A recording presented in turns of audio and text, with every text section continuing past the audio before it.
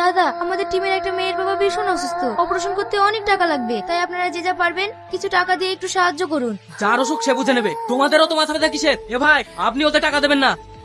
এই শালা, এই অসুখটা যদি তোর বাবার হতো তখন কি করতি? সমাজে একটু উপকার করতে শেখ, সারা জীবন বাংলা খেয়ে পড়ে থাকিস না। বের কর টাকা। দাঁড়ান দাঁড়ান দাঁড়ান, আমাদের এখানে একটা মানুষ অসুস্থ, তার জন্য কিছু সাহায্য চাইছি। আমি তো দিতেই চাই, কিন্তু তুমি যদি আমার একটা কথা শুনো, তাহলে ওই মানুষটার অপারেশন করতে যত টাকা লাগবে সব আমি দেব। রাস্কেল! এই সুন্দর হাতটা চর মারার জন্য নয়, আদর করার জন্য।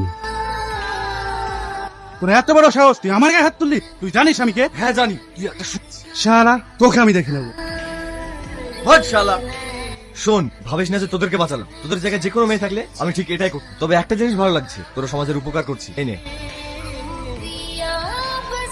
কি রে, তোরা কি ভাবছিস? বড় ভাব নিয়ে চলে গেল? বড় ভাব নেওয়া কালকে ফুটবল ম্যাচে দেখিয়ে দেবো।